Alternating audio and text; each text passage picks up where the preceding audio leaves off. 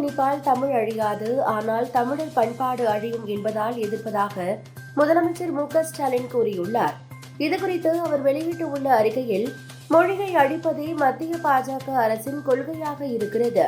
இந்தி மொழியாலோ இந்தியை முன்னிறுத்தி திணிக்க நினைக்கும் சமஸ்கிருதத்தாலோ ஒருபோதும் தமிழை அழிக்க முடியாது என்று தெரிவித்துள்ளார். நாடு முழுவதும் மகா சிவராத்திரி விழா கோலாகலமாக கொண்டாடப்படுகிறது.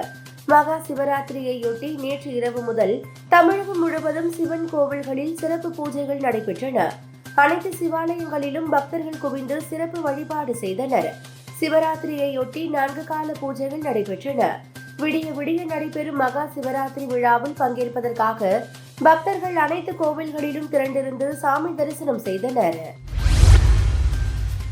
மகாராஷ்டிராவில் புனே நகர பேருந்து நிலையத்தில் அரசு பேருந்தில் வைத்து இளம்பெண் பாலியல் வன்கொடுமை செய்யப்பட்ட சம்பவம் பதற்றத்தை ஏற்படுத்தியுள்ளது.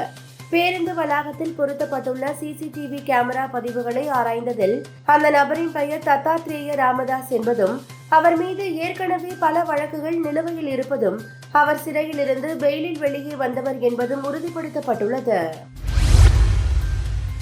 நேற்று மகா சிவராத்திரி விழா கொண்டாடப்பட்ட நிலையில் டெல்லியில் செயல்பட்டு வரும் தெற்காசிய பல்கலைக்கழகத்தில் அசைவம் சாப்பிட்டது தொடர்பாக இரு குழுக்கள் இடையே மோதல் ஏற்பட்டு உள்ளது.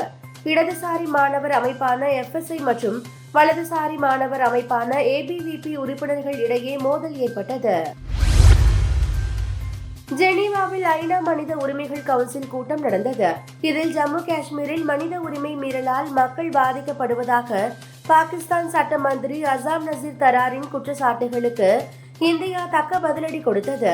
இதுகுறித்து இந்திய தூதர் பேசும்போது, பயங்கரவாதிகளுக்கு புகலிடம் கொடுக்கும் தோல்வியுற்ற நாடான பாகிஸ்தான் மற்ற நாடுகளுக்கு அறிவுரை கூற தகுதி இல்லை என்று தெரிவித்தார்.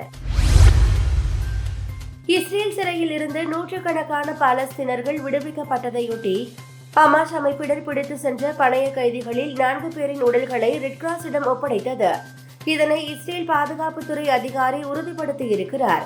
ஹமாஸ் ஒப்படைத்த 4 பேரை அடையாளம் காணும் பணிகள் துவங்கியுள்ளதாக இஸ்ரேல் தெரிவித்துள்ளது.